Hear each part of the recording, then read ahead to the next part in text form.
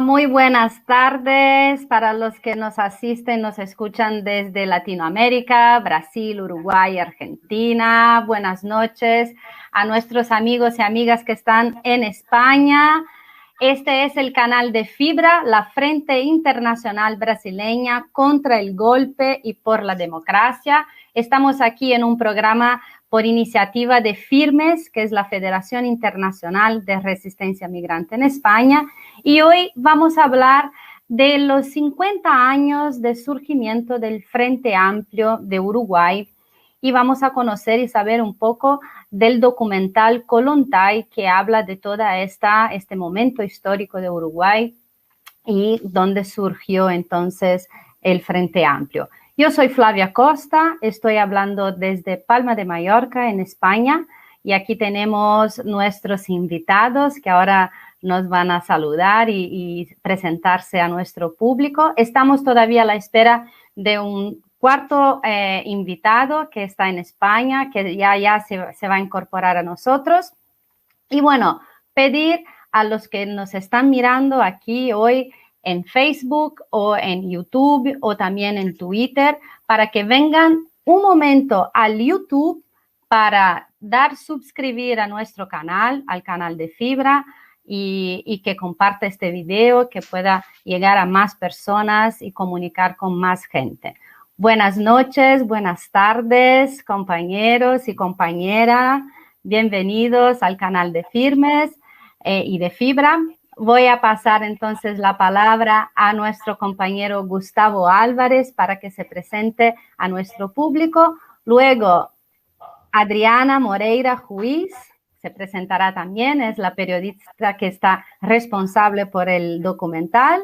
Luis Puig, que fue diputado por 2 veces en Uruguay por Frente Amplio, y nuestro cuarto invitado, que acaba de llegar aquí también, es Francisco Pérez. Bienvenidos todos y todas. Ahora sí podemos empezar. Gustavo, la palabra es tuya. Por favor. Bueno, buenas noches, compañeras, compañeros. Estar participando hoy acá en este marco de lo que es el documental de Kollontai, el Frente de la Resistencia, pero también el marcado del 50 aniversario de nuestro querido Frente Amplio.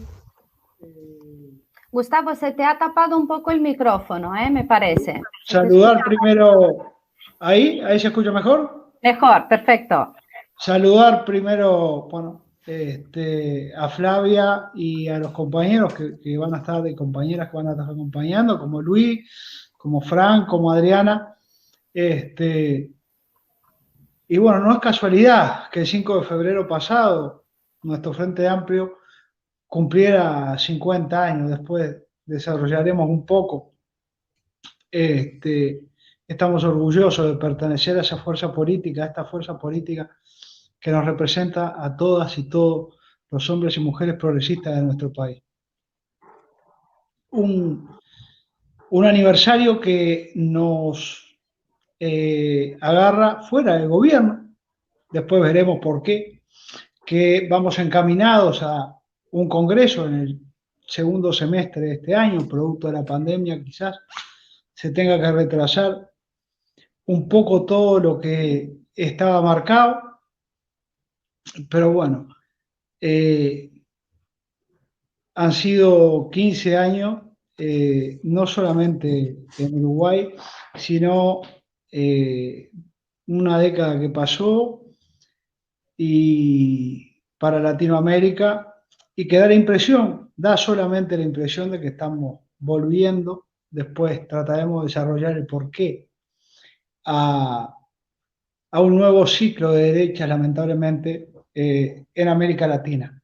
Pero desde ya digo, no perder las esperanzas, porque en definitiva, sin duda que vamos a volver, no solamente en Uruguay, sino en el resto de los países de Latinoamérica. Y acá estamos, como militantes frente amplistas, en España, en el exterior, mandándole un fuerte abrazo a todos nuestros compañeros y compañeras en Uruguay y en el resto del mundo, tratando de aportar nuestro granito de arena todos los días Ahora también, para algo muy importante para nosotros, y con esto termino, que es la ley de urgente consideración que ha presentado nuestro gobierno, este gobierno multicolor, como le dicen ellos, que atenta contra los derechos más elementales del pueblo uruguayo. Estamos convencidos que vamos a conseguir las 700.000 firmas del 25% del padrón electoral y vamos a poder voltear esa ley de urgente consideración. Muy bien, gracias. Gracias, Gustavo. Fran Pérez, Francisco Pérez, bienvenido a nuestro canal. Es un gusto tenerlo y saber que, bueno, finalmente hemos logrado la conexión. Bienvenido, por favor, preséntese a nuestro público, a quien nos asiste. Su micrófono, por favor. Bueno, pues muchas gracias. Disculpar la conexión porque parece que tengo una conexión muy mala hoy aquí. Y deciros, yo soy el representante de política internacional de Izquierda Unida de España. Izquierda Unida es una fuerza, digamos, política de la izquierda transformadora. Dentro de ella hay varias fuerzas republicanas, ecologistas, comunistas. Es una fuerza que está hoy por hoy en el gobierno, que intenta, en una alianza con el Partido Socialista, con el cual hemos pactado un programa electoral, un programa de gobierno, ¿no?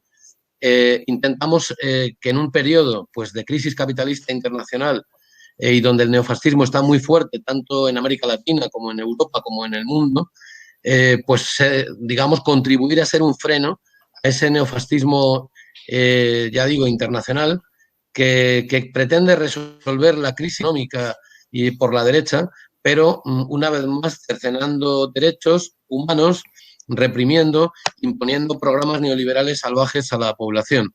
Y en ese sentido es en el que hemos alcanzado ese programa de gobierno, ese acuerdo de gobierno con el Partido Socialista, y por ese motivo estamos en el gobierno por primera vez después de muchísimos años en España, en la que hemos estado siempre en la oposición, defendiendo políticas al servicio de las clases más humildes, más trabajadoras y confrontando siempre con las políticas neoliberales, ¿no? Izquierda Unida tiene digamos, una vocación internacionalista y muy de América Latina. Nosotros queremos América Latina, la sentimos profundamente y nos sentimos muy solidarios con la lucha de sus pueblos, ¿no? Con toda la lucha de los pobres, con la lucha de los trabajadores, con la lucha de los medioambientalistas, de las feministas, de todo aquel que en América Latina lucha colectivamente para intentar conseguir un mundo mejor, cambiar el sistema en el que estamos y poder presentar, digamos, un proyecto de Estado y de sociedad al servicio de la justicia social y de las mayorías sociales, ¿no? Bien, muy bien, muchas gracias, bienvenido, ya hablaremos un poco más. Adriana, bienvenida, preséntese a nuestro público, a quien nos asiste y habla un poquito. Gracias. Hola, buenas tardes, buenas noches, depende en qué lugar del globo estén. Bueno, mi nombre es Adriana, yo soy la productora, parte del equipo de realización de Kollontai Apuntes de Resistencia, que junto a Nicolás Méndez Casariego, a Mariano Minglis y a Luis Ruiz, la llevamos adelante. Es el grupo chiquito de Kollontai, pero es una película hecha por mucha gente. Después, soy docente de comunicación en escuelas secundarias de la provincia de Buenos Aires. Espero que poder brindar más información sobre la peli. Bien, muchas gracias, muchas gracias. La representación femenina aquí hoy, muy bien. Muy bien, Luis Puig, ahora le toca a usted hablar un poquito y presentarse a nosotros y a nuestro público. Bienvenido. Muchas gracias. Soy Luis Puig, me defino como militante social y político. Participé activamente en la dirección del Sindicato de Trabajadores del Gas y del Plenario Intersindical de Trabajadores, Convención Nacional de Trabajadores, que es la convención general que expresa la unidad de los trabajadores en Uruguay. Y creo que cuando vayamos a desarrollar el tema del Frente Amplio, ¿por qué ese ejemplo de unidad que nos parece que es una referencia muy importante para la izquierda en el mundo, pasaremos a analizar imprescindiblemente el papel previo que jugó la unidad de los trabajadores uruguayos para poder constituir posteriormente la unidad política.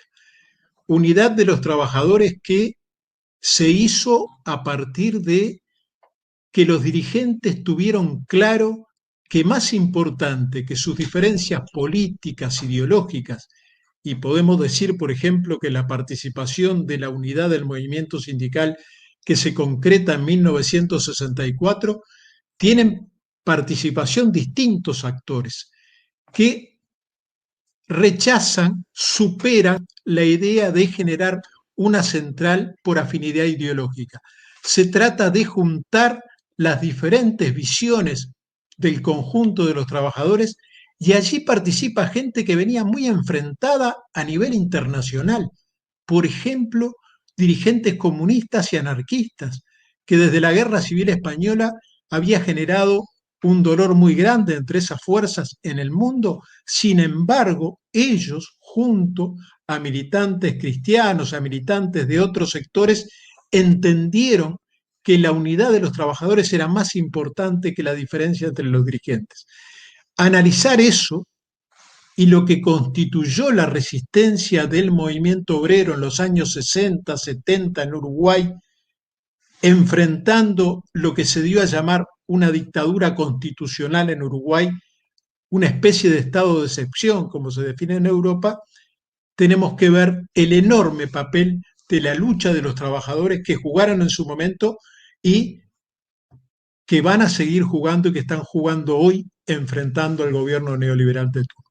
Muchas gracias.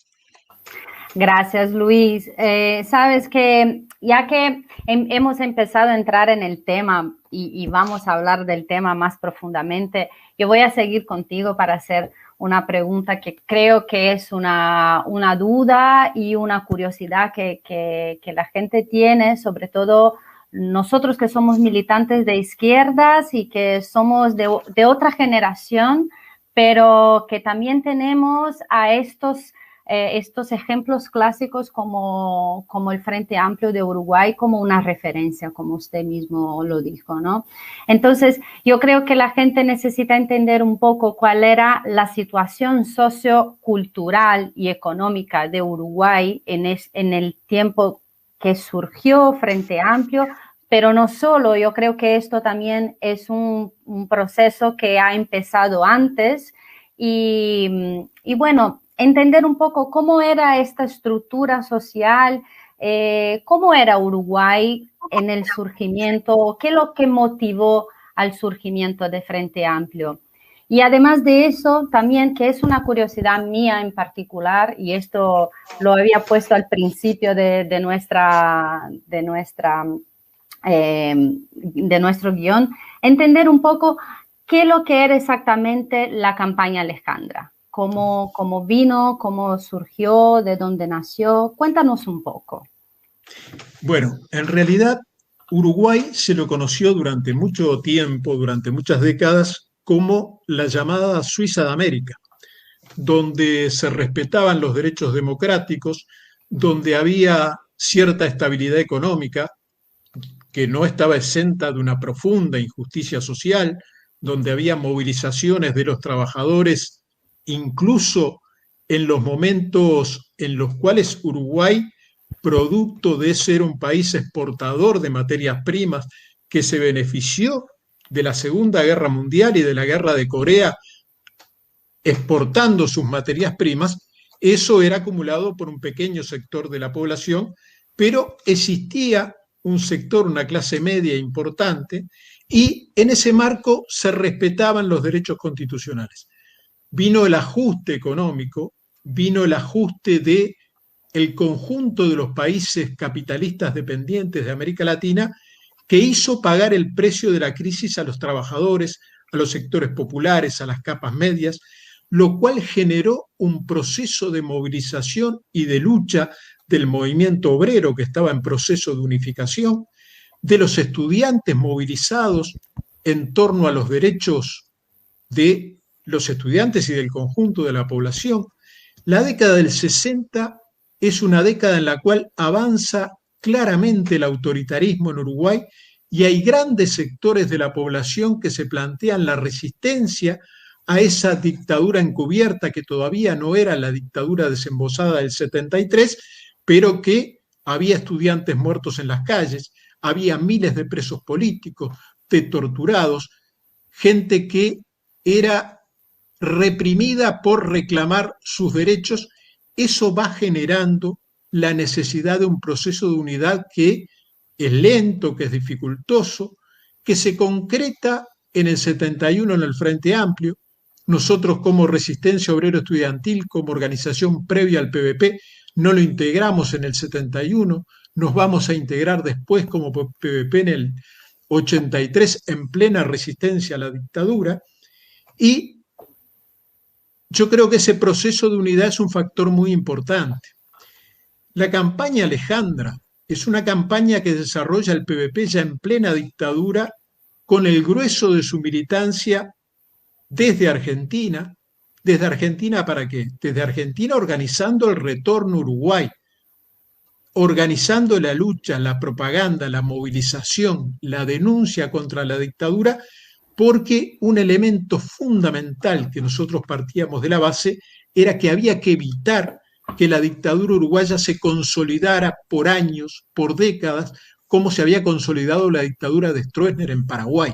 Entonces, esa necesidad de generar un proceso de lucha nos llevó a convocar a decenas, a cientos, podría decir, de militantes sociales y políticos que estaban en Uruguay para que, trasladados a Buenos Aires en forma clandestina, discutieran con el PVP, aportaran algo fundamental para producir cualquier cosa. Para producir política también se necesita materia prima, que es el conocimiento de la realidad. Y muchas compañeras y compañeros que participaron en esa discusión de la campaña Alejandra volvieron a Uruguay, se insertaron en lugares claves de la producción y fueron pilares, como por ejemplo, recuerdo ahora Juan Carlos Pereira, dirigente de FUNSA, de sindicato muy importante, que participó en la campaña Alejandra y fue uno de los fundadores del PIT, era la continuidad de la Convención Nacional de Trabajadores, el movimiento sindical clasista. Creemos que esa campaña Alejandra cumplió un papel fundamental en el proceso de resistencia a la dictadura. Un proceso que estuvo marcado por la voluntad de luchar, de enfrentar a la dictadura, con aciertos y errores, pero con la enorme voluntad de una generación que se planteó no dejar pasar, no dejar de lado la necesidad de luchar todos los días. Pagamos un costo muy alto como PVP, el conjunto de la izquierda lo pagó en desaparecidos, en torturados, en asesinados, pero con la convicción de haber hecho todo lo que estuvo a nuestro alcance para enfrentar a la dictadura. Porque como dice el documental Kollontai, las dictaduras no caen solas, caen al influjo de la movilización popular. Y en eso no solo participó el PVP, participó toda la izquierda, participó el movimiento obrero, participaron las diferentes organizaciones. Y creo que vale la pena ver ese documental para poder analizar de qué manera, con qué iniciativa, con qué voluntad, con qué compromiso y con qué sacrificio se enfrentó a la dictadura en Uruguay. Muchas gracias. Gracias, Luis, muchas gracias. Bueno, yo creo que vamos a seguir más o menos hablando en la misma línea, ¿no? Porque una de las cosas también que quería saber, y ahí creo que Gustavo podrá contestarnos esto, es qué es lo que llevó a la población uruguaya a querer organizarse, ¿no? Un poco Luis lo ha dicho, pero yo creo que podrías quizás complementar esta información. ¿Qué es lo que llevó a miles de personas a ponerse en contra, a enfrentar el avance de la represión en Uruguay? ¿Usted cree que es posible, por ejemplo, hacer una relación de esto con lo que está pasando ahora en Latinoamérica, en algunos países que están teniendo este avance de la represión y que se ven con la derecha en el poder ahora mismo? Bueno, son dos partes, ¿no? Un poco lo que decía Luis, no se puede entender el Frente Amplio. El Frente Amplio no es otra cosa que la expresión política de la unidad del pueblo uruguayo. Entonces, cuando hablamos de esa unidad en 1971, que hace parir al Frente Amplio, hay muchos hechos que desencadenan eso. Lo manejaba Luis en su intervención, en su primera intervención. Pero no solamente en Uruguay, sino en el conjunto de América Latina. Obviar la importancia de la Revolución Cubana en 1959 sería también no acordarse de determinados hitos de la década de los 60, de los 70, que influyeron en toda América Latina y en Uruguay como tal, con aquel Congreso del Pueblo donde participaron más de 1.300 delegados, más de casi 200 organizaciones, con representación de todos los sectores de la sociedad uruguaya, que es donde empieza a parir la conformación de una central única de trabajadores en el Uruguay. Entonces no se puede entender el Frente Amplio sin la unidad del movimiento estudiantil, previo a eso. La unidad de obreros y estudiantes, como bien se refleja en el documental, que después Adriana dirá un poco más, la muerte de varios estudiantes, el lema obreros y estudiantes unidos hacia adelante, que empieza a hacerse carne en el conjunto. Eso nos permite en el Uruguay, pero también al resto de América Latina y en el resto del mundo, todo lo que estaba pasando, pero en Uruguay en particular, llegar a esa grandeza y a eso que muchos compañeros y compañeras llamamos tener las espaldas anchas. Se llegó a comprender por parte de nuestros dirigentes políticos que solo no íbamos a ningún lado. Y en función de esa síntesis que se hizo previo al año 71, como es la creación, después, lógicamente, de la Central Nacional de Trabajadores, hoy PICNT, única central a día de hoy de trabajadores en el mundo, con representación de todos los sectores, en donde todas las líneas sindicales están representadas democráticamente.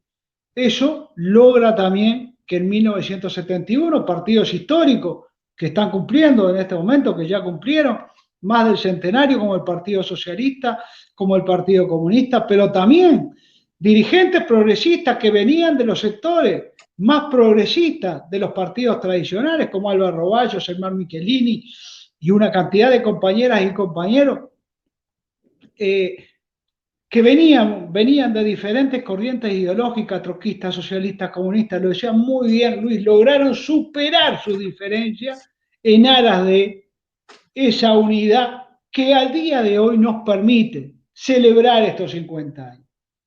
De no haber existido aquella lectura política del momento, del mundo que se vivía en ese momento, de la región en particular, de cuál era nuestra principal reivindicación, el antiimperialismo puesto en los estatutos del Frente Amplio, que hace capaz que demócratas, cristianos y comunistas estemos en el mismo sitio, entendiendo que más allá de nuestras diferencias, lo primero es la maximización de los problemas de los trabajadores y nuestros aliados.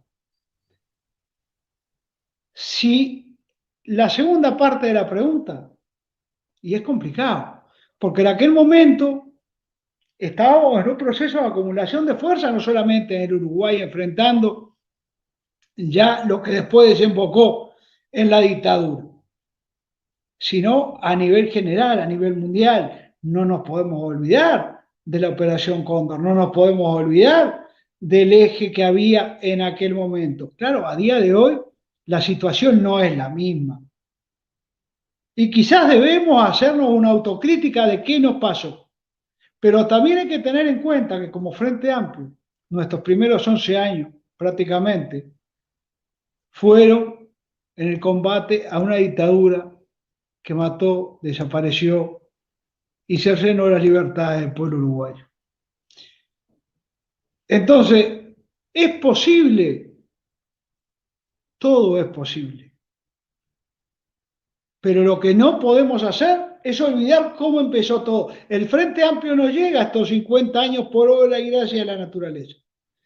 Si el Frente Amplio no hubiera, desde las bases, desde sus comités de base, que para que se entienda, es donde en definitiva se definen los grandes puntos que vamos a llevar adelante, con la participación de nuestros militantes, de nuestros compañeros y de nuestras compañeras. Si no existen las bases, discutiendo, si no hay una sociedad organizada, si no hay un movimiento estudiantil, si no hay un movimiento sindical, si no hay un movimiento de jubilados y pensionistas, si no hay un amplio movimiento cooperativo en unidad y yendo todos hacia el mismo lado, no vamos a generar jamás la conciencia que tuvimos en la década de los 60 y de los 70. Por eso, termino, redondeo, es tan importante este tipo de documentales como Kollontai y Apunte de la Resistencia para generar memoria, para entender que las cosas no se logran por obra y gracia de la naturaleza o por obra y gracia de iluminados. Los grandes proyectos, como es el Frente Amplio, son producto de la lucha, de la unidad, de la pluralidad, de la coalición, del movimiento y de la unidad en la diversidad. Y siempre tenemos que tener algo claro. Entre nosotros jamás, pero jamás nos podemos ver como enemigos, porque el enemigo es otro. El enemigo es el imperialismo, el enemigo es el capitalismo y su expresión más cruel, que es el neoliberalismo salvaje. Gracias, Gustavo. Gracias por esto que nos has dicho. Y bueno, me gustaría poder comentar, pero tenemos que avanzar entonces con los temas y otras preguntas, ¿no?, que tenemos por hacer. Y ahora voy a hacer una pregunta dirigida a Fran Pérez, porque Fran está siempre, ¿no?, atento a la geopolítica, claro, todos nosotros, pero como representante de Izquierdas Unidas, me gustaría entender un poco algunas cosas y creo que quien nos asiste también. Entonces quería hacer, Fran, una pregunta más de coyuntura de geopolítica, ¿no?, por la situación que vivimos en Brasil, dramática, ¿no? Yo como brasileña, para mí es imposible no tomar como referencia no solo el Frente Amplio, pero lo que podría ser, ¿no?, una izquierda unida también en Brasil, basada a lo que hay aquí en España. Entonces, en Brasil tenemos el gobierno de Jair Bolsonaro, que junto a Trump es la expresión máxima del fascismo en la geopolítica, ¿no?, del mundo contemporáneo. Entonces, una de las soluciones sostenidas por parte de la izquierda progresista, ¿no?, del campo progresista en Brasil, es para justamente impedir que sigan en el gobierno, que se haya una reelección, es la unión de los partidos de izquierdas, ¿no? Pero esto claramente no es una unanimidad, porque como ha dicho Gustavo, lamentablemente se confunden los enemigos, o sea, no se superan ciertas diferencias como podría ser aquí en España, y yo hablo desde aquí de España, en el sentido que las izquierdas tienen muchas diferencias en el campo de que hay la cuestión de la monarquía, hay los republicanos, están los progresistas, están los separatistas, que es otra cuestión muy delicada aquí también. Entonces, Fran, ayúdanos a entender cómo ha logrado España tener una izquierda unida con tantas diferencias, ¿no?, superando tantos obstáculos, y sabemos que estos persisten. ¿Y qué podemos tomar nosotros brasileños como ejemplos a seguir? ¿Es posible hacer este paralelo o es algo que, bueno, estoy totalmente confundida y no es nada de esto? Porque de verdad necesito aclarar y creo que esto parte de la militancia más joven, ¿no? Que no soy tan joven, pero soy de otra generación. Necesitamos entender. Explícanos un poquito, Fran. Gracias.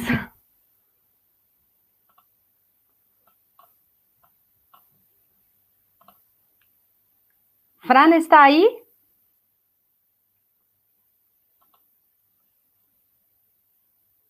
Hola.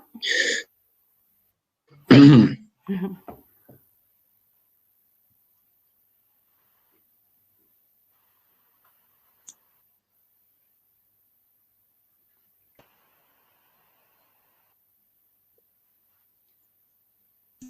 España también ha costado mucho, ha costado mucho.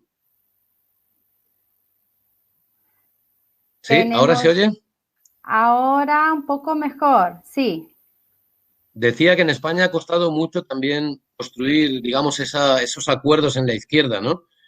Yo creo que ha venido bien muchas cosas, sobre todo el enfrentamiento de políticas neoliberales, ¿no? ¿Sí?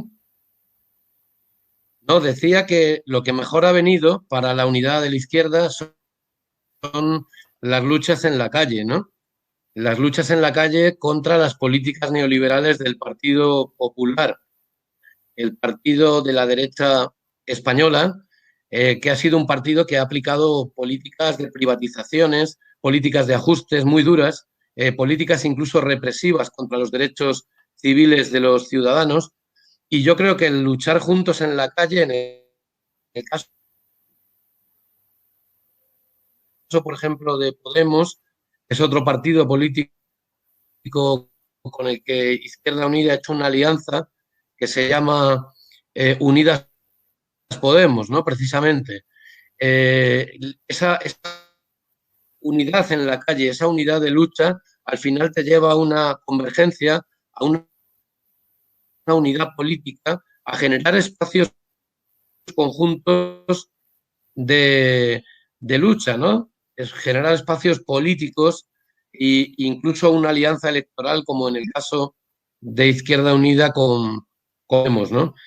Claro, nosotros en el documento de nuestra próxima asamblea, que va a ser la 12, la Asamblea de Izquierda Unida, decimos que esos espacios hay que abrirlos todavía más, generar espacios de unidad y en ese sentido el Frente Amplio para nosotros siempre ha sido un buen modelo a seguir, porque, por lo que ha dicho Gustavo, porque se alejaron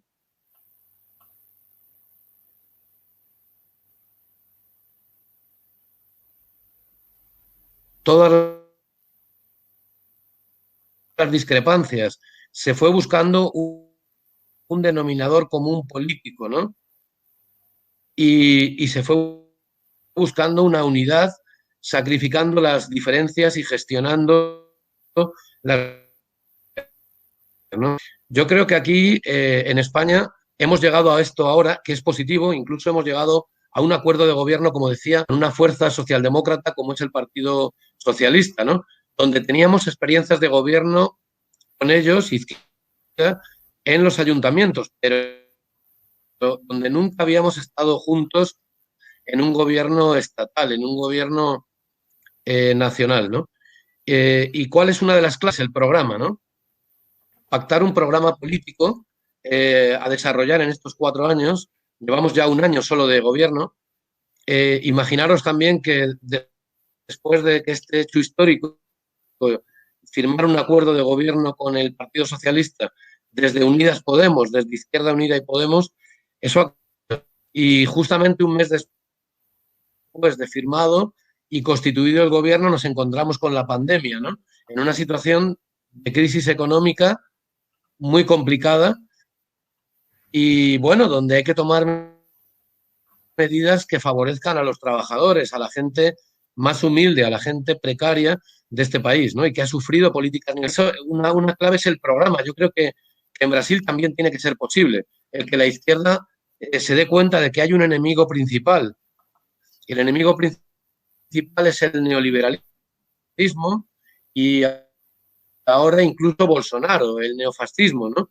Y que la izquierda social y la izquierda política y al neofascismo tiene que unirse en torno a un programa electoral, en torno a unas alianzas y luchar por esa convergencia política que vaya superando electoralmente y sea capaz de derrotar por un lado a los neoliberales y por otro lado, en el caso de Brasil,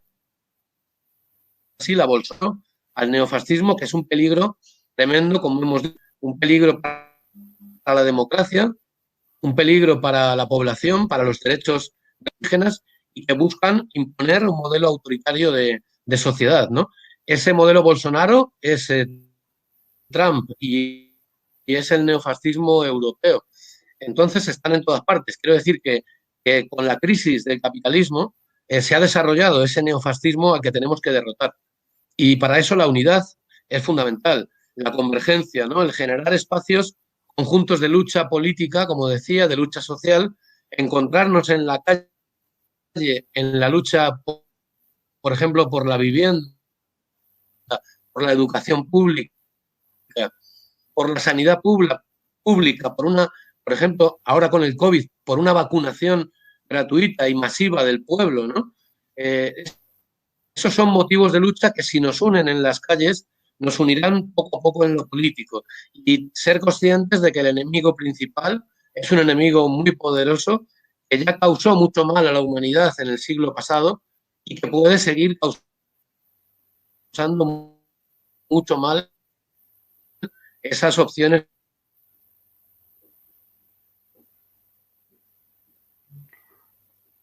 Gracias, Fran. Gracias, muchas gracias por sus palabras. Yo creo que seguimos teniendo un poco de interferencia por la conexión de Internet, pero bueno, yo creo que hemos podido recibir el mensaje. Y bueno, hablar un poquito ahora con Adriana, porque estamos todos aquí hablando del documental, del Kollontai, de cómo ha sido importante para que la gente pudiera entender la situación política y social del Uruguay del entonces. Y me surge una curiosidad muy grande de por qué Kollontai, ¿no? ¿Qué significado tiene este nombre?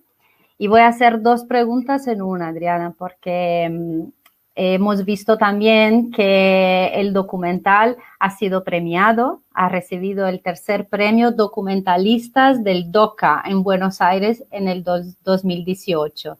Entonces, saber un poco cómo fue esta sensación, cómo se dio esta premiación y bueno, y lo que más quieras comentar en esta primera ronda de preguntas. Bienvenida.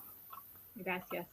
Muchas gracias a todos y sobre todo por los elogios que ha recibido el documental en este ratito, que son como caricias al alma. Kollontai, ahora es larga la explicación porque tiene como una vuelta interesante y es producto del propio devenir de la investigación de la película. Nosotros cuando pensamos hacer este documental, nos llega la historia, es esto que contaba Luis hace un rato, contar por qué las dictaduras de América Latina, en el caso testigo de Uruguay y de esta historia, no es que cayeron, no es que parece que por lo general en la historiografía y un día volvieron las democracias, y no es así. Hubo gente que luchó todos los días para derrocarlas y hizo hasta lo incalzable y causó dolor, pero también con una convicción de fierro para poder lograrlo, ¿no? Bueno, entonces eso estaba claro y también estaba claro que esa historia, la de la lucha del PVP y la lucha del pueblo uruguayo en general, era un caso testigo para tomar apuntes. Y en un principio el nombre de la peli iba a ser Apuntes de Resistencia nada más. Pero en una de las entrevistas, cuando le preguntamos a Nino, a Ariel Soto Loureiro, no me sale ahora, Loureiro, sobre la campaña Alejandra. Él nos dijo que la campaña se llamó así por Alejandra Kollontai, esta revolucionaria rusa que era una mujer de vanguardia que, entre otras cosas, durante su gestión implementó maternidades, guarderías y, por ejemplo, el aborto legal en 1920. Una cosa impensada si pensamos que nosotros recién en Argentina este año logramos el acceso al aborto seguro, legal y gratuito, ¿no?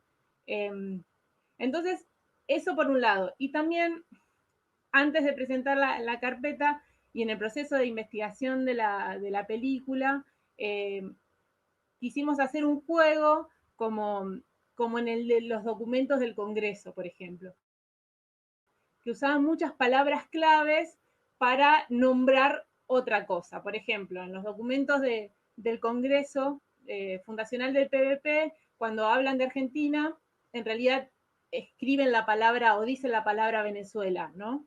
Y cuando hablan de Uruguay, dicen la palabra Ecuador. Entonces, jugando con eso, en vez de Alejandra, le pusimos Kollontai a punto de resistencia a la peli y viene por ahí, pero es muy largo de explicar. Después nos causó muchos dolores de cabeza porque es difícil, cada cual le dice como quiere, pronuncia la doble L como Y, pero fue medio un juego, medio un homenaje, y más si lo pensamos ahora como las mujeres representan la vanguardia de las luchas de la actualidad, ¿no? Y con respecto a la función en DOCA, en realidad cada vez que la película se encuentra con el antes, ¿no? Más allá de la movilización que le causa a cada uno de los espectadores, no sé, cada vez que el final de la peli emociona, sigue emocionando, eso genera un aplauso cerrado en el cine, por lo menos pasó acá en Buenos Aires, y fue muy importante también ese festival porque nosotros estrenamos la peli en Uruguay en el 2018. En el 2018 fue como el debut de la peli en donde la empezó a ver el público, ¿no? Después de 5 años de mucho trabajo.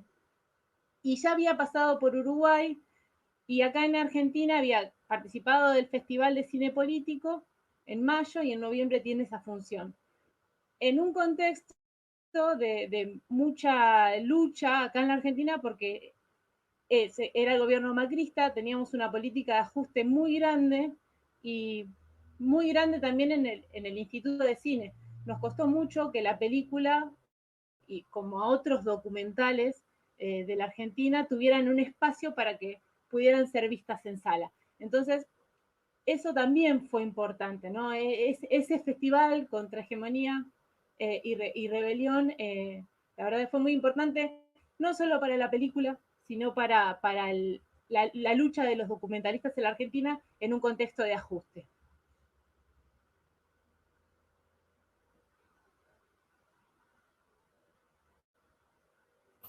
Bien, bien. Mira, vamos a poner ahora aquí en el chat para que la gente que quiera asistir la película pueda encontrar el enlace. Entonces, quien nos está asistiendo ahora, son 2 horas emocionantes. Yo la miré 3 veces, que lo sepan, porque necesitaba ver de nuevo y entender cosas. Y está súper, súper interesante. Entonces lo pongo ahí para quien quiera asistir a esta peli. Y entonces voy a aprovechar, ya que estamos hablando de la peli en especial, quiero enseñarles a quien nos asiste el tráiler, ¿no? Para que vean un poquito lo emocionante que es y para que puedan después mirar. Entonces vamos a pasar aquí este tráiler. A ver.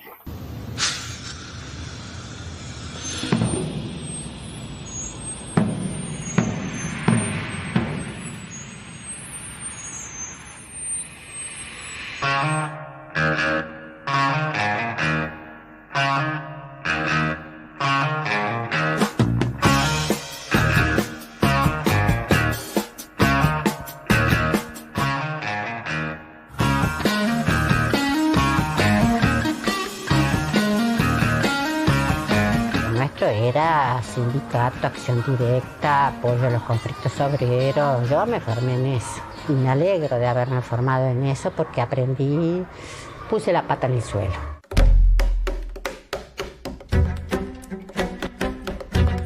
Siempre que haya dictadura va a haber gente que va a resistir, sin medir mucho las consecuencias.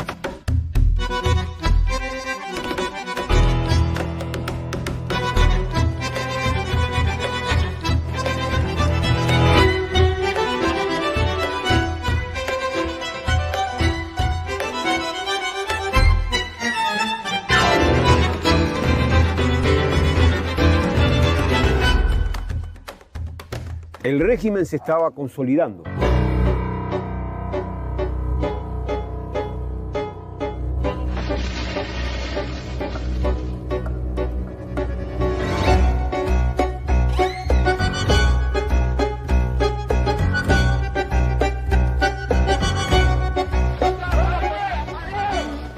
Un operativo de reconocimiento de automotores a cargo directamente de efectivos del ejército poderosamente armados.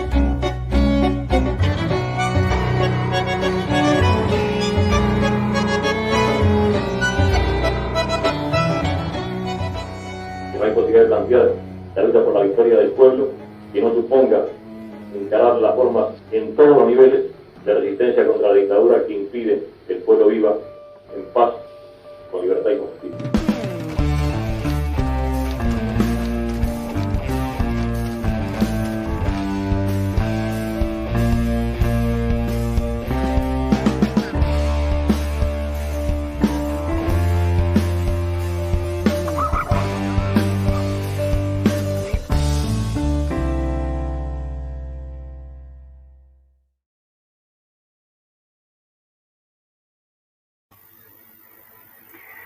Emocionante, emocionante, debo decir que realmente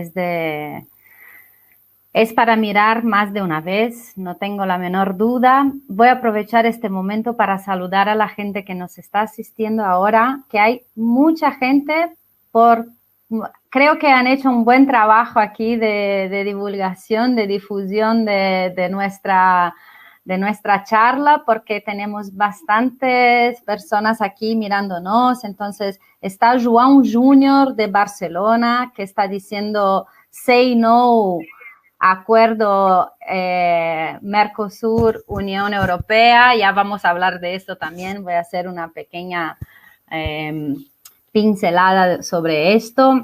Está Namaba, está lo colectivo Venus Urania de Madrid, nos saluda. Isidoro Cruz Bernal, Renecea, el Comité Internacional Lula Libre de Buenos Aires está aquí también con nosotros presente.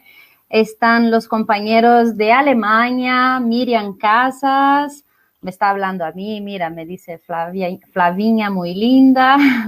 Después nos habla también Elizabeth Fermino de Madrid también.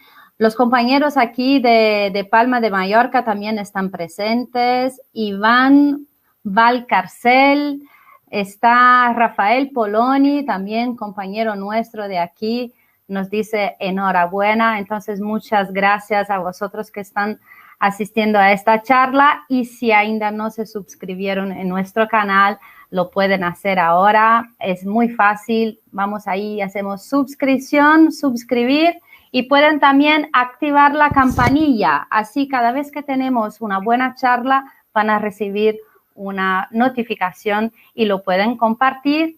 Pueden también mandar alguna pregunta aquí en el chat.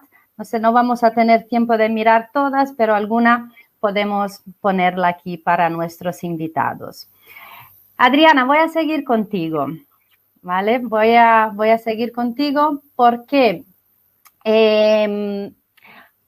queríamos saber un poco si vosotros han tenido alguna dificultad para producir el material, la gente estuvo dispuesta a hablar, a contar los ocurridos, ¿tuvieron algún subsidio, algún apoyo gubernamental, estatal? Es cierto que ahora mismo Uruguay no tiene más un gobierno de izquierda, pero en el entonces, en la producción del documental, Sí, entonces, ¿han tenido este apoyo estatal y qué dificultades han tenido para producir? ¿Y los documentos públicos están disponibles? ¿Esto es algo que está a la mano de la ciudadanía, está a mano de las personas como documentos históricos? Cuéntanos un poco esta parte. Bueno, el proceso de realización del documental duró 5 años y 5 años duró la búsqueda de material de archivo. O sea, era enero, teníamos que entregar la película y en noviembre estábamos consiguiendo esas imágenes de la Tota Quinteros que hablaba en la charla previa el compañero. Fue incansable la búsqueda de material de archivo. Nosotros, con respecto a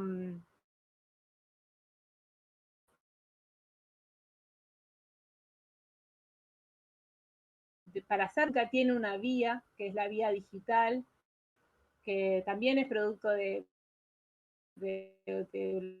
la histórica lucha de los documentalistas, que financia el 70% de una película independiente, de un documental de cine de realizadores independientes, es decir, sin productoras.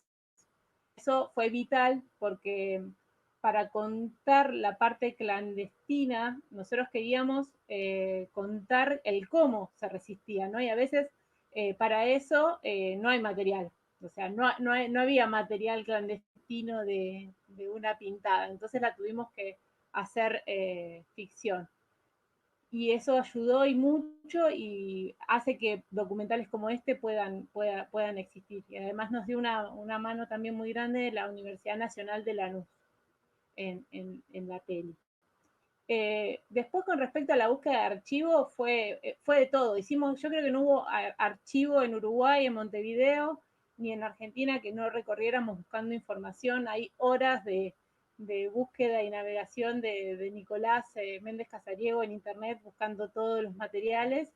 Y después hay mucha solidaridad de personas que nos decían, por ejemplo, hay una foto que nos acercó el Vasco Urruzola sobre una campaña de resistencia que hubo en el Notre Dame, ¿no? El despliegue de la bandera en el Notre Dame en los 70, ¿no? Y el Vasco nos dijo que estaba la filmación. Entonces, hasta que no encontrar la filmación de eso, también existía ese archivo, lo teníamos que conseguir para la película. No solo por una cuestión de respaldar el testimonio con el archivo, sino también por una cuestión que hace a la estructura de la peli, ¿no? Es decir, ayudar a trasladar al espectador a ese contexto histórico, para eso necesitábamos el archivo y fue fundamental ese trabajo. Mucha solidaridad también, ¿no? Por ejemplo, hay audios de 2 compañeros que están desaparecidos, que integraron la dirección de la CNT en Uruguay y que formaron parte del Congreso Fundacional y de la dirección del PVP en la Argentina. Y eso es producto de alguien que guardó el cassette y cuando llegó el momento nos lo dio para digitalizar, como el hijo, Daniel Gatti, ¿no? Entonces, han pasado cosas que son maravillosas en la búsqueda, fue agotador, pero fue recontra maravilloso a la hora de ver la película y salir del cine y encontrarte con gente que te dice gracias porque me ayudaste a entender la historia en bloque. Una cosa es que alguien te la cuente, ¿no?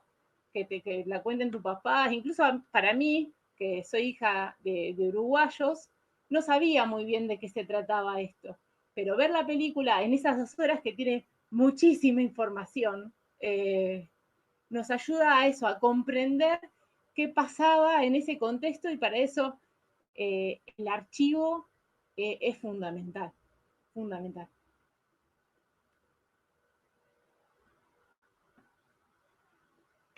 Bien, bien, sí, me imagino lo emocionante que debe haber sido realmente vivir ¿no? Al día de hoy lo que ha pasado hace 50 años.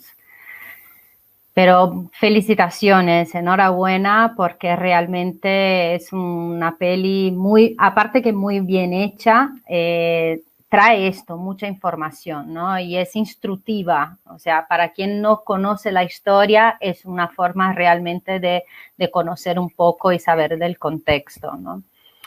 Bueno, Luis Puig. Usted ha hecho parte incluso ahí en el documental, cuenta bastante, ¿no? Cuenta un poco hasta de lo que estamos hablando aquí y yo invito a la gente que nos está asistiendo ahora a que vea la peli porque realmente es impresionante. Pero hay una cosa que me llama la atención ahora, hablando un poco del contexto actual, es que después de 15 años de un gobiernos de Frente Amplio en Uruguay, por un margen muy pequeño, de esta vez, la derecha vuelve al poder, ¿no? ¿Y qué es lo que cree usted que ha llevado a la población uruguaya ahora, con todos estos ejemplos pasados, porque hablamos de memoria, de verdad y de justicia, y la peli justamente sirve para que la gente no se olvide del pasado, para no repetir ciertos errores, ¿no? Pero ahora mismo Uruguay elige un gobierno de derecha. Esto se ha reproducido también en otros países de Latinoamérica, como Brasil. ¿Qué es lo que cree usted que llevó a la población a volver a votar un gobierno de derecha? ¿Ha sido algo, una conjuntura geopolítica latinoamericana o quizás en el mundo? ¿O fueron factores internos o las dos cosas? ¿Qué es lo que opinas? Su micrófono. Cuando el Frente Amplio asume el gobierno en el 2005, la pobreza en Uruguay estaba en torno al 40%, 18% de desocupación, un proceso de marginación social muy importante, un avance en la destrucción del aparato público, un intento de privatizar todo el Estado por parte de la derecha hasta el 2004, que se evitó producto de la movilización del pueblo uruguayo que votó el 72% de la ciudadanía en el año 1992, en pleno avance neoliberal en América Latina, votó contra las privatizaciones. Ese proceso fue convocado por el movimiento sindical y por el Frente Amplio, enfrentar ese proceso de privatizaciones. Esa resistencia social y política al neoliberalismo fue lo que posibilitó que el Frente asumiera el gobierno por primera vez en el 2005, lo reiterara en el 2010 y después en el 2015. Yo creo que la primera necesidad que estuvo planteada fue enfrentar el proceso de creciente marginación de un sector muy importante de la población, la necesidad de un plan de equidad, la necesidad de atender a aquellos sectores que venían siendo excluidos no solo de la actividad política, sino de la actividad económica, del trabajo, de la actividad social. Y creo que el Frente Amplio logra cosas muy importantes. Logra, primero, democratizar al país en el sentido de que democracia no es solo votar cada 5 años, sino democracia es generar procesos de negociación colectiva para los trabajadores que permitieron generar mejores condiciones salariales, avanzar en una agenda de derechos muy importantes, ¿no? Una agenda de derechos muy importante que se desarrolla en Uruguay, los derechos laborales, pero los derechos del matrimonio igualitario, los derechos de la interrupción voluntaria del embarazo. Hay un avance importante en el conjunto de la sociedad, se democratiza el acceso a la salud. Una parte muy importante de los uruguayos no tenían acceso a la salud durante los gobiernos de derecha. O sea, hay cambios importantes, sustanciales. Y yo creo que eso tiene que ver con lo que ha pasado en América Latina, donde hubo toda una década definida progresista, que trajo inclusión social, que trajo mejoras y demás, pero que tuvo sus límites, sus marcados límites. Esos límites progresistas que nosotros los vimos en los diferentes países de América Latina que tuvieron sus gobiernos progresistas. Y vaya si Brasil los tuvo y logró sacar a millones de brasileños de la pobreza. Pero esa situación del progresismo en América Latina no se atrevió a dar un salto en calidad y afectar verdaderamente los intereses del capital. Existió una especie de pacto no escrito de la posibilidad de desarrollar políticas sociales sin afectar los intereses de los poderosos. Y al no afectar los intereses de los poderosos, cuando cambiaron las condiciones internacionales de los precios de las materias primas que nuestros países exportan, se generó carencias importantes en los ingresos al Estado. Allí hubiera sido el momento de aplicar impuestos al capital, impuestos a las detracciones, como se hizo en algún momento en Argentina. Había que haber enfrentado los poderes fácticos de otra manera. Habría que haber avanzado en verdad y justicia en forma mucho más clara. Uruguay tuvo avances en materia de verdad y justicia en los gobiernos del Frente Amplio, pero fueron insuficientes. Fueron insuficientes y no se logró desterrar la impunidad. Las Fuerzas Armadas no fueron depuradas de los elementos golpistas y antidemocráticos y siguieron asumiendo la dirección de las Fuerzas Armadas quienes reivindicaban la dictadura. ¿Qué pasó con los grandes medios de comunicación? Un factor fundamental en América Latina como expresión y avanzada de la derecha. Bueno, no se generó a fondo un proceso de democratización de esos medios que jugaron y juegan un papel fundamental en el blindaje al actual gobierno neoliberal.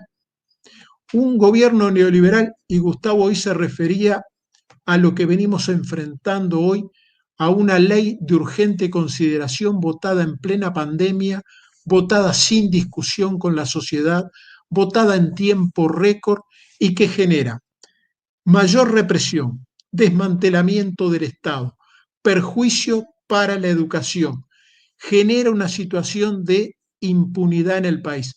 Hoy hay un proceso de movilización muy importante para poder derogar los artículos más importantes de esa ley. Pero ¿cuál es la esencia de esa ley? Que lograron fabricar a través de los grandes medios de comunicación un enemigo interno, el llamado tema de la inseguridad, y con eso machacaron durante años diciendo que se necesitaba mano dura y que se necesitaba en definitiva gobiernos que no le dieran dinero a los que no trabajaban. En realidad, los estados, incluso en los gobiernos progresistas, siempre le dieron más atención a los grandes poderosos que realmente a los sectores más humildes. No es que el Estado en los gobiernos del Frente Amplio le hizo grandes transferencias a los sectores populares, se las hizo, pero los beneficios del gran capital que no fue afectado siguieron siendo mayores. Yo creo que el gran desafío para el futuro en América Latina es plantearse si efectivamente estamos dispuestos no solo a volver al gobierno, sino a desarrollar políticas que vayan a favor de la justicia social, y eso implica afectar intereses de los poderosos. Tal vez ese sea el gran desafío. Exactamente, exactamente. Yo creo que fue ese el gran error de nuestro querido presidente Lula, pero sí, algunas cosas tenemos ahí que puntuar porque el resultado es este, ¿no? La derecha está de nuevo al poder y avanzando. Por eso tan importante el Frente Amplio, tan importante Izquierdas Unidas, tan importante poner de lado algunas diferencias para combatir el enemigo común, ¿no? Bueno, seguimos. Gustavo, Una cosa que, bueno, hemos hablado también un poco antes de esta nuestra conversación aquí en vivo y me has contado algunas cosas que me dejaron sorprendida.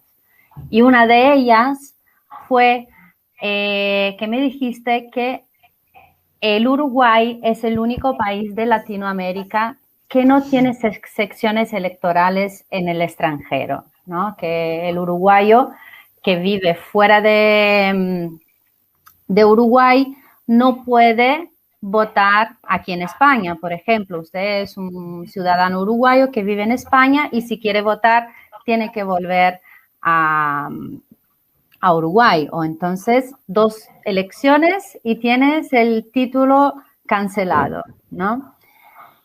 ¿Qué opina usted de esto y por qué? ¿Por qué crees que esto no pasa en Uruguay? ¿Por qué no permiten que los uruguayos puedan votar fuera de su país? Por lo menos para presidente. Bueno, es una reivindicación histórica de los uruguayos que viven en el exterior. Efectivamente, Uruguay es el único país de América Latina que no tiene voto uruguayo en el exterior. Con los gobiernos del Frente Amplio se buscaron varias vías, el voto epistolar, el voto consular, hasta que en 2009 se llevó a plebiscito el voto uruguayo en el exterior. Y solamente el 37,4%, 38% de los uruguayos dijeron que sí, al no llegarse al 50%, el voto uruguayo en el exterior quedó de esa manera nuevamente relegado y no fue aprobado en lo que nosotros entendemos, no solamente como Frente Amplio en el exterior, sino como el conjunto de compatriotas que estamos fuera de nuestro país. Hay que tomar en cuenta que la diáspora uruguaya, producto primero de lo que fue el exilio político y después, como en el resto de América Latina, los exilios económicos, es muy, pero muy grande, nos vemos impedidos de ejercer ese derecho constitucional que nosotros entendemos que estamos y que vamos a seguir reivindicando. Pero es importante señalar algo que va de la mano quizás a lo que decía Luis anteriormente. Y que yo en la primera intervención ponía mucho énfasis. Tú lo planteabas bien, Flavia, en el gobierno del Frente Amplio es cuando se desarrolla potencialmente ese voto uruguayo en el exterior, se lleva a plebiscito. Ahora la gran pregunta que debemos hacernos, los propios Frente Amplistas, con fraternidad, hablándonos sinceramente, es si realmente movilizamos a las bases Frente Amplistas, a nuestro pueblo y a nuestra sociedad para que ese voto uruguayo en el exterior saliera adelante. Yo me podría quedar con una anécdota famosa que dijo el negro Dulio Varela en la final del 50 al Maracaná, cuando iba Uruguay perdiendo con Brasil 1-0, agarra la pelota bajo el brazo y le dice al resto de los jugadores, con 200.000 almas en el Maracaná, lo de afuera son de palo. Y ese dicho, esa leyenda que dicen que dijo Odulio Varela, ha quedado en Uruguay instalado. Me podría quedar en la anécdota, lo de afuera son de palo, pero también es una parte del debate muy importante, tan importante como el resto de las cosas que mencionaba Luis antes, que habrá que llevar arriba de la mesa, porque indudablemente si conseguimos solamente el 37% del apoyo de la sociedad uruguaya en nuestros gobiernos progresistas, es porque no supimos llegarle desde los comités de base, desde la sociedad, desde la explicación concreta, a la militancia frente amplista, que en aquel momento contábamos con la mayoría absoluta, y solamente un 37% votó por el voto uruguayo en el exterior. Seguiremos, estamos y seguiremos dando esta batalla. Desde la Regional 3, de Europa, los comités del Frente Amplio, hemos acordado incorporar al debate que se va a hacer de balance de por qué no estamos hoy en el gobierno, también nuevamente exigir el voto uruguayo en el exterior, pero tener en cuenta que solamente la izquierda uruguaya, el Frente Amplio, ha sido el único partido que ha apoyado esto. Quizás lo que debamos cuestionarnos es que no supimos trabajar con nuestras bases y con nuestros comités de base. Y ahí lo otro, un grave error. No podemos institucionalizar la política porque se burocratiza. Las bases tienen que tener la participación real en las decisiones de la fuerza política. Pero eso será un tema que tendremos que resolver en los próximos meses de cara a esta pelea que estamos teniendo también en paralelo con la ley de urgente consideración que afecta hoy en definitiva al pueblo uruguayo. Pero sin duda que vamos a seguir trabajando y luchando por el reconocimiento al voto uruguayo en el exterior, como hemos venido trabajando desde siempre. Muy bien, gracias, gracias. Sí, era una curiosidad realmente y claro, me faltaba el paso del plebiscito, ¿no? Porque como hemos tenido 15 años de gobierno de izquierda, porque no se había planteado esto, pero sí se ha planteado. Pero seguimos, porque sí, los uruguayos siguen siendo uruguayos, mismo no estando en el país, y siguen teniendo sus raíces y sus familias, sus amigos, su historia ahí, o sea que, y sus descendencias también, ¿no? Entonces tenemos que cuidar a nuestro país, esto sin duda. Bueno, estamos ya llegando, digamos, al final de nuestra cuarta ronda y quiero hacer una pregunta a Fran que escapa un poco del tema de los 50 años de Frente Amplio, pero que tiene que ver un poco con la geopolítica actual y tiene que ver también con Uruguay, porque Uruguay hace parte del Mercosur. Y ahora se está hablando mucho del acuerdo de Unión Europea con el Mercosur, el Tratado de Libre Comercio, ¿no? Con Fibra incluso estamos trabajando en algunas acciones y en conjunto con Ecologistas en Acción y estamos haciendo algunos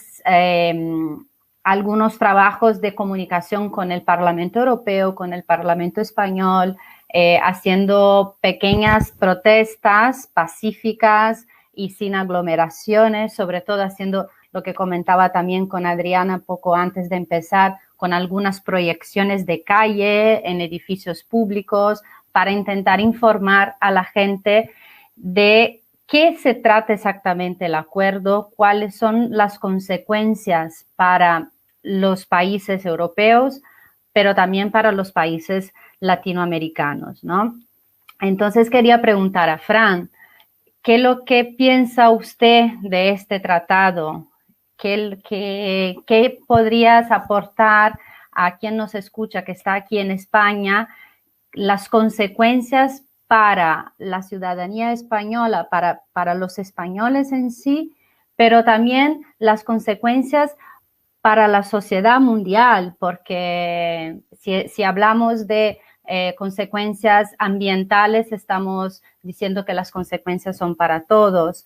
En fin, cuéntanos un poco qué opinas usted de este tema en específico y ya dejo una invitación para hablar de este tema con más profundidad en otro programa que vamos a hacer en breves momentos. La palabra es suya.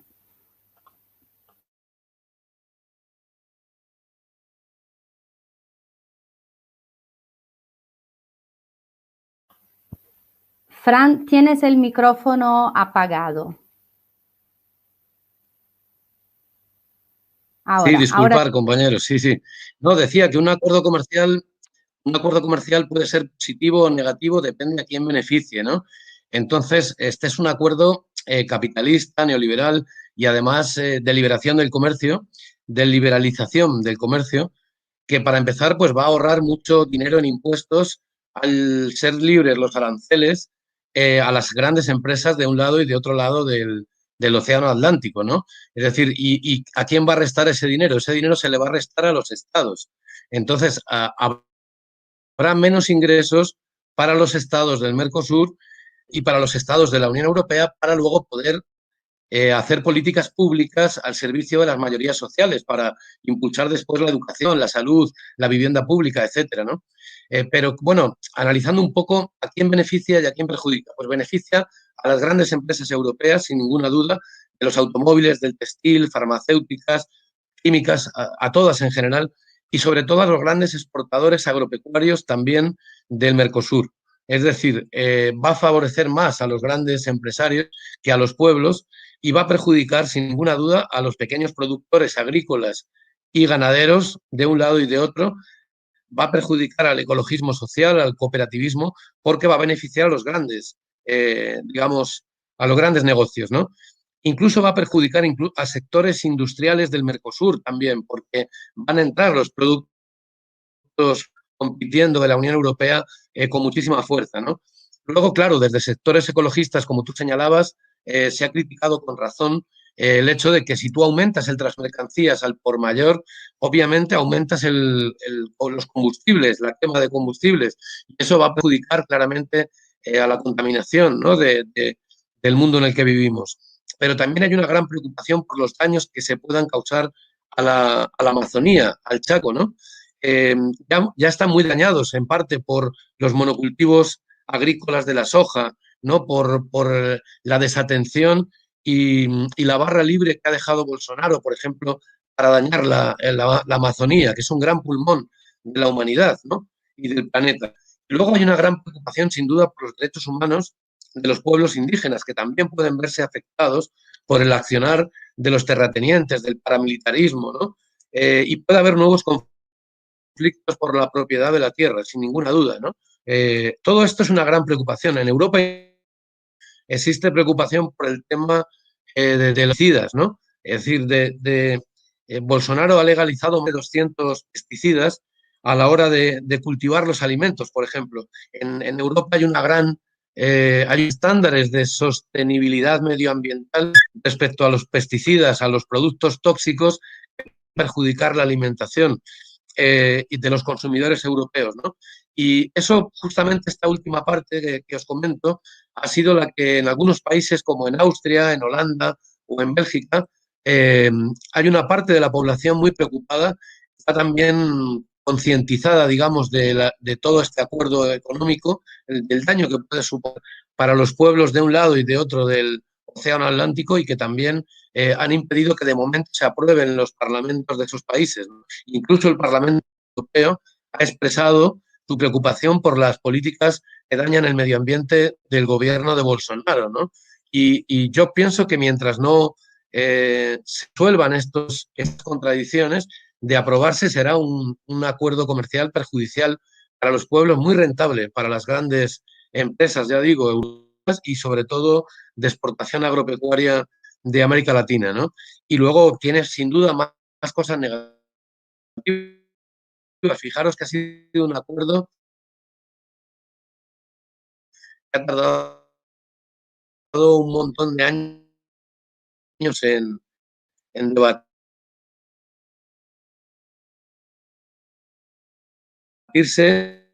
y todavía no se ha aprobado. No sé si cerca de 15 años desde la izquierda alternativa, desde que de alguna manera nos interesa que los pueblos tengan derecho a la soberanía alimentaria, que no se dañe el medio ambiente, que se respeten los derechos humanos por parte de las grandes empresas, ¿no?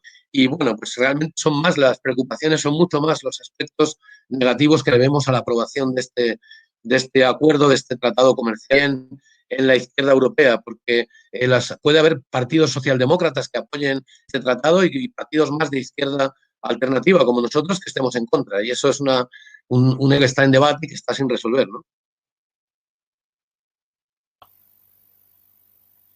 Pues sí, tendremos mucho que hablar de este tema. Dejo ya la invitación para cuando usted pueda volver aquí a hacer una charla con nosotros para que podamos profundizar este tema tan importante. Y bueno, estamos llegando al final. Sí, ya nos pondremos en contacto y arreglamos todo. Quería agradecer muchísimo la participación de vosotros aquí hoy. Ha sido un placer, pero inestimable. Ha sido un honor más que nada y espero verlos muy pronto, verla también muy pronto. Adriana, si quieren, el espacio de Fibra está totalmente a disposición. Tenemos este canal, tenemos otros canales también de comunicación donde hablamos con la gente, donde hacemos un poco de... No somos un canal no somos un canal periodista, ¿vale? Somos un canal más que nada político y aquí tenemos posición política, no somos imparciales, somos parciales, tenemos un lado y tenemos el lado del pueblo, el lado de la justicia social y este espacio está siempre abierto para poder hablar de esto y informar, instruir a las personas al pueblo, ¿no? A la gente que es tan perjudicada por las políticas capitalistas e imperialistas. Entonces voy a pasar la palabra para que vosotros podáis despedirse de nuestro público y ya quiero dejar aquí nuestro agradecimiento por parte de Firmes, por parte de René, que ha proporcionado este contacto con todos y está en los bastidores, pero está siempre muy presente.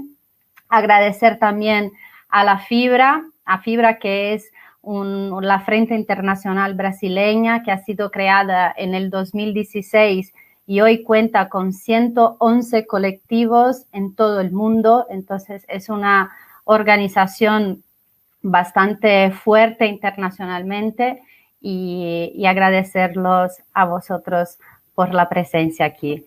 Bueno, para seguir entonces, Fran, si quiere aprovechar, ya que tenía usted la palabra, puede despedirse sus últimas consideraciones. Bueno, pues las consideraciones más importantes yo creo que son que la izquierda, si quiere ser izquierda, tiene que luchar por el pueblo, por los derechos humanos del pueblo, por los derechos de los trabajadores y para construir proyectos que derroten al neoliberalismo e incluso al neofascismo que está en crecimiento, tenemos que hacer proyectos de unidad popular, ¿no? En ese sentido, pues volver a recordar que el proceso histórico del Frente Amplio de Uruguay ha sido un modelo que a nosotros nos ha gustado mucho, que nosotros admiramos y desde luego un modelo a seguir por la izquierda mundial. Yo creo que la izquierda a veces es muy plural, que a veces tiende mucho a discutir y a debatir entre sí y a sacar más a veces las discrepancias que los factores, digamos, en común, tiene que buscar comunes denominadores, tiene que buscar programas conjuntos, tiene que buscar una lucha en la calle, en las instituciones que sea conjunta y procesos de unidad popular, procesos de unidad política y electoral para derrotar al neofascismo. Realmente, a veces creo que somos inconscientes el líder, digamos, de la rebelión y del asalto al Capitolio, pero es que él está en un proyecto de ultraderecha mundial y va a seguir ahí. Y la ultraderecha tiene que ser derrotada por los pueblos y necesita herramientas, y esas herramientas son los partidos políticos, los movimientos sociales que tienen que unirse en un proceso de unidad popular para derrotarles, ¿no? Para derrotar a los enemigos del pueblo. Las dictaduras no caen solas. Esta es la verdad más absoluta que he escuchado los últimos días. Adriana, por favor, sus consideraciones finales. Además de agradecer, la verdad que estoy hiper feliz por el espacio y pensar que Kollontai, además de contar algo que pasó en el pasado, es presente, ¿no? Esta realidad política actual lo demuestra. Necesitamos justicia, necesitamos verdad, pero sobre todo necesitamos organización y decisión para cambiar el estado de las cosas. Una cosita más antes de despedirnos, y es decir que la película está en YouTube, que a todo aquel que lo considere la pueden ver, la pueden compartir. Este 24 de marzo acá en la Argentina, como el año pasado, no se va a hacer la marcha del 24 por cuestiones de pandemia, y todas las organizaciones están llamando a hacer actos de visibilización en repudio del golpe, y para seguir manteniendo la memoria, la verdad y la justicia acá en la Argentina y en América Latina. Así que los invito a hacer lo que sea y considero necesario ese 24 para visibilizar. Para nosotros es muy importante la marcha del 24, creo que es el acontecimiento político más importante de la Argentina civil, y no marchar siempre va a ser raro. Entonces es muy importante hacer algo para pensar un poquito, o para hacer pensar un poquito a la sociedad. Bueno, eso nada más. Gracias. Muchas gracias. Cuenta con nosotros, podemos hacer algo por aquí, ¿eh? Por lo menos repercutir. Muy bien. Luis, por favor, sus consideraciones finales. Su micrófono. Un profundo reconocimiento a este programa, a esta posibilidad de comunicarnos. En nombre del Partido por la Victoria del Pueblo de Uruguay, del Frente Amplio, consideramos que este tipo de aportes ayudan a un debate imprescindible de la izquierda hoy en el mundo. Un debate imprescindible que desde nuestro punto de vista tiene que partir de la base que se debe transitar procesos de transformación social profunda. Nos han querido convencer de que el socialismo ha fracasado en el mundo.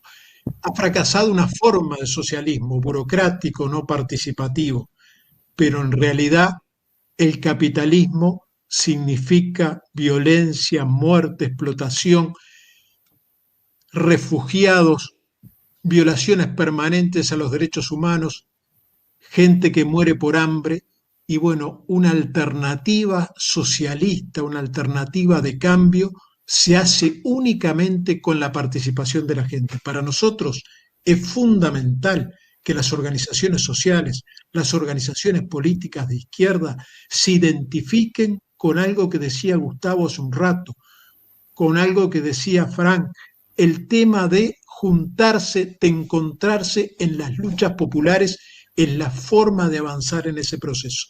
Y entender además, y nosotros que somos parte de un país pequeño, la necesidad de la solidaridad internacional, de la lucha conjunta, de la lucha regional, de la lucha internacional, forma parte de esa necesidad imperiosa de construir herramientas colectivas que nos ayuden a transformar una realidad de un mundo profundamente injusto, pero que no es el único mundo posible. En ese sentido, nuestro reconocimiento y la convicción de que como PVP, Partido por la Victoria del Pueblo, como Frente Amplio, estaremos siempre codo a codo con aquellos que se planteen la unidad en el mundo, la unidad para luchar. Muchas gracias y espero poder vernos nuevamente. Por supuesto que sí, ¿eh? Ahora le toca a usted, Gustavo, que he descubierto que tenemos un gran amigo en común. Por favor, sus consideraciones. Bueno, como decían las compañeras y los compañeros anteriormente, agradecer esta posibilidad, este canal de comunicación. Estos temas, sin duda, este último que salió de la Unión Europea, el Tratado del Mercosur, daría para muchísimo. Pero es importante, muy importante el tener esta vía de comunicación. Pero cuidado, que las redes sociales no sustituyan la movilización popular. Que las redes sociales, que Twitter no se convierta, o Instagram, o Facebook, en la dirección política. Esto sirve para que quede constancia, para intercambiar experiencias. Pero las verdaderas luchas están en la calle con el pueblo, están en la calle con la gente. De lo contrario, y esto sí me gustaría remarcarlo, porque lo decía Luis, estaremos solamente en un ciclo eterno de espirales progresistas. Si no tenemos claro que nuestra tarea como revolucionarios, como militantes activistas políticos y sociales, es salir a convencer, estemos donde estemos, a nuestros iguales de la necesidad de la lucha de clases, la cual no desapareció nunca. Si no somos capaces de volver a gobernar, no el poder, a gobernar, porque para llegar al poder hay que tocar lo que decía Luis, hay que tocar aquello que realmente son los que manejan los hilos del mundo. Y quizá ese haya sido uno de los tantos fallos que hemos tenido. Animémonos, compañeras y compañeros. Animémonos, se puede, es posible, pero no a golpe de tweet, pero no a golpe de Facebook. Es válido todo ese tipo de herramientas en la calle y con la gente, porque los grandes cambios, como dijimos al principio, las hacen las sociedades organizadas. Un abrazo y muchísimas gracias a todos en mi nombre y también en el nombre, lógicamente, del Comité del Frente Amplio, General Carlos Ufrategui, aquí en Madrid, para todos los compañeros y compañeras, principalmente, lógicamente, en Uruguay, y vamos a seguir en esta batalla y en esta pelea. Muchísimas gracias a todos, muchísimas gracias a los que nos acompañaron hasta ahora. Nuestra audiencia estuvo en alta desde el principio al final. Esto quiere decir que no estamos aquí hablando para nadie, no hay gente que nos escucha, estamos aquí charlando con las personas del otro lado. Entonces, para demostrar la importancia de este espacio, agradecer inmensamente en nombre de todos y hasta la próxima oportunidad, que espero que sea muy, muy breve. Muchas gracias y buenas noches a todos y todas los que están en Europa, los que están en Latinoamérica, Brasil, Uruguay, Argentina, España. Vamos arriba. Gracias. Hasta luego.